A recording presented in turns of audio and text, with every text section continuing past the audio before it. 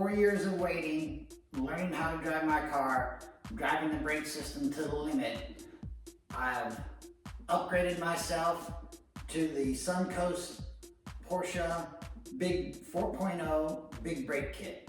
So it finally came in. I'm so excited. I put a new blade into my knife, and let's see what the packaging looks like.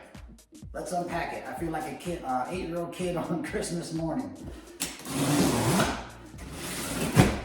This larger box must contain the calipers because it is much lighter than the others.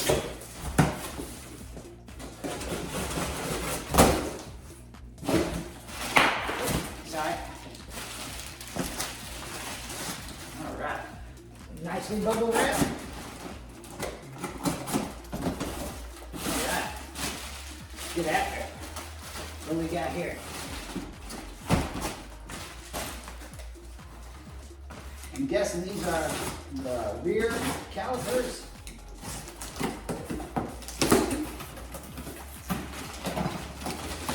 Very nicely packaged.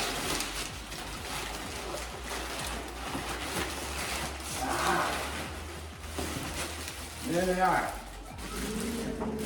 Sorry about that noise. Doing a load of dishes, and that's an automatic heater. Ooh, it does not come. Interesting. I've never bought a new brake kit, so I'll have to use that from the old one. Nice looking seals in there. Everything brand new and shiny. Wait till you see the old ones. Oh goodness. All right.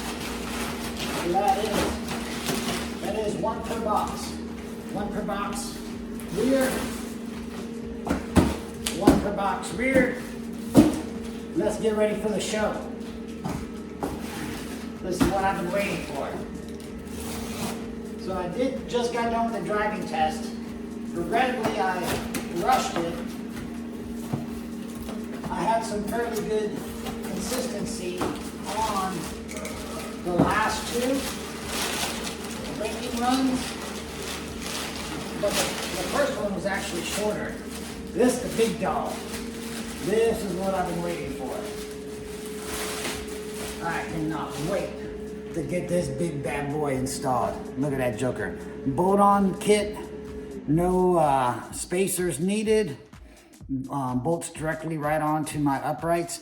So I did learn something, and for those of us out there trying to change our Caymans into a GT4, the GT4 calipers will not fit on the uprights on any other Cayman because, come to find out, the forward uprights on the GT4 are from the GT3, and that's why you cannot just bolt on non-GT parts onto the GT4.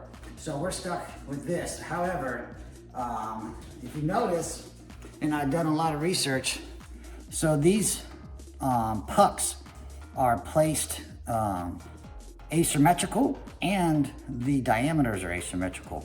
And Apex, hey, there's Crazy Dog.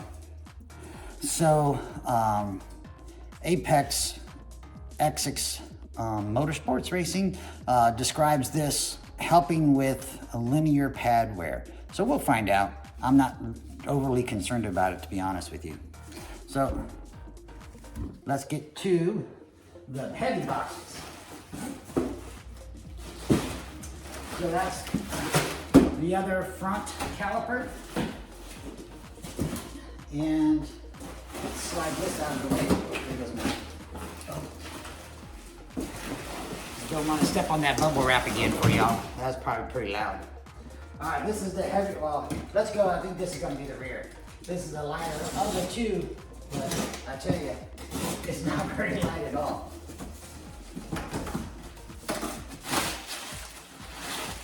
This is our pads. Now, I did not order any race pads for this. I'm coming off of race pads on my factory equipment, but the Suncoast brake kit comes with pads and rotors and all the hardware that you need.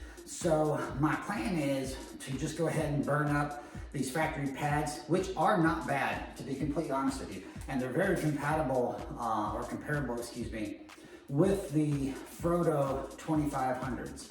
So it's really no need to buy the 2500s if you got factory pads. I have found them to be exactly the same. As far as performance goes, of course.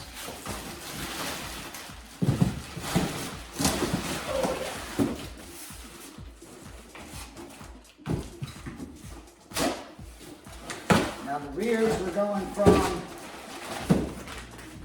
299 millimeter to what's essentially on the front, the 330s. And these things are hermetically sealed.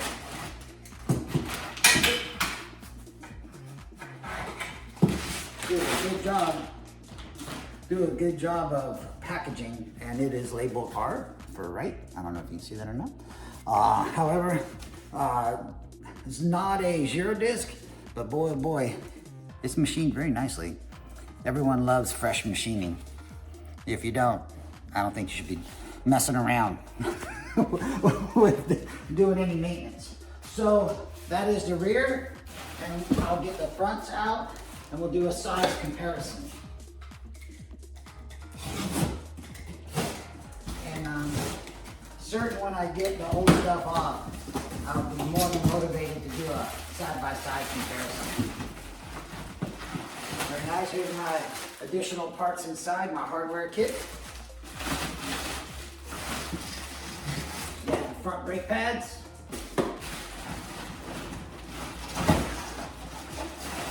I'm so interested to see what 355 millimeters look like. I opted for the 355 versus the 350.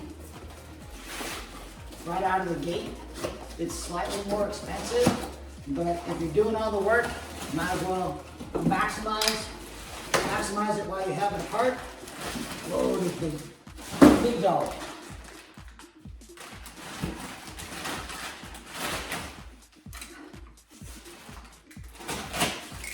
I can certainly see now why you'd want to go with a aluminum hat with an iron disc, because these jokers are no kidding. Actually, that's a left. Let's see. Which one's left? Yep. Oops. So I was correct. This is the first one was the rear. Man, it's a workout. And this one is the front. These jokers are heavy. You talk about reducing unsprung weight. I get it now. This is big, a big mass.